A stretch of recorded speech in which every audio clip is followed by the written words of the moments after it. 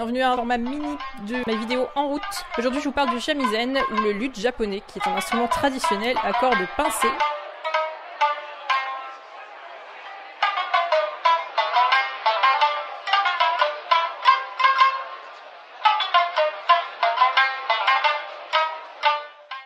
Le shamisen est apparu au Japon au XVIe siècle sur l'île d'Okinawa avant de se répandre dans le reste de l'archipel. Le mot shamisen signifie 3 cordes parfumées. Je me demande si celui qui l'a inventé faisait preuve de synesthésie, parce que moi je dirais qu'elles sont musicales, mais c'est très poétique. Et il en existe 3 types qui diffèrent par leur taille et l'épaisseur de leurs mains. Le shamisen se joue à genoux, assis sur les talons, en pinçant les cornes avec un plectre. Les premiers shamisen se posaient par terre et n'étaient pas démontables, mais aujourd'hui, pour s'adapter à la vie moderne, des modèles plus petits sont maintenus sur la jambe et peuvent être entièrement démontés pour le transport. Chaque pièce est fabriquée par un artisan spécialisé, de sorte que lorsque l'un des éléments est endommagé, il faut démonter entièrement le shamisen pour rapporter la pièce concernée chez son fabricant.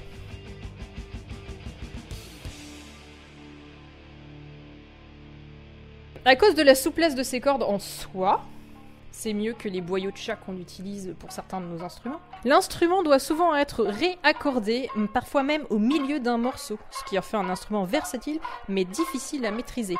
Ça veut dire que pendant qu'on joue, non seulement on a besoin d'accorder le shamisen pour qu'il soit juste, mais aussi qu'on peut l'accorder ou le désaccorder autrement de manière à avoir une infinité de sons au final. Ce qui est quand même assez intéressant d'un point de vue musical, mais au niveau technique, ça demande quand même beaucoup de savoir-faire.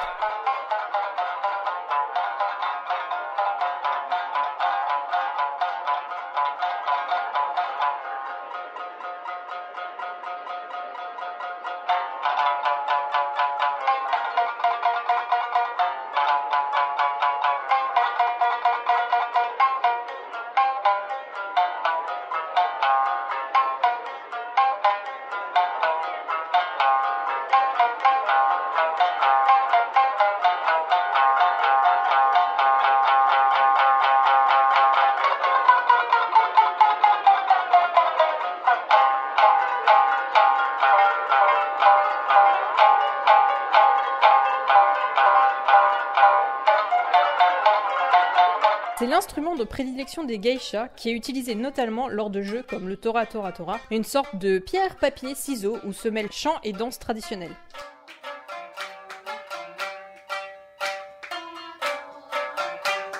Petit aparté sur les geishas, à la base, c'était pas forcément des femmes. Et geisha signifie uniquement artiste. Donc, si vous avez vu ou lu Mémoire d'une geisha, vous pouvez oublier tout ce que vous avez lu dedans. Enfin, pas absolument tout, mais en gros, moi je vous recommande plutôt de regarder les blogs d'une véritable geisha japonaise. Il y en a plus beaucoup, mais il y en a une en tout cas qui fait un blog intéressant sur comment vivent vraiment les geishas. Elle avait été interviewée avant la création de ce roman par son auteur. Et quand elle l'a lu, quand elle a vu le film, elle était furieuse parce que c'est un gros mélange que font beaucoup les Européens et les Occidentaux en général. Un mélange entre la geisha, qui est une artiste, et les courtisanes, surtout les courtisanes de haut rang, qui vivaient toutes dans le même quartier, ce qui peut expliquer les amalgames. Et soyons honnêtes, il y avait certainement des amalgames de fait, mais la fiche métier, c'est juste artiste. Merci de m'avoir écouté. Dis-moi en commentaire si tu connais par exemple quelqu'un qui fait du shamisen, si tu en fais toi-même, et si tu en fais toi-même, explique-nous comment ça marche, parce que ça a l'air d'être assez compliqué. Salut et à la prochaine pour une autre vidéo. Et j'ai déjà dit salut. Salut.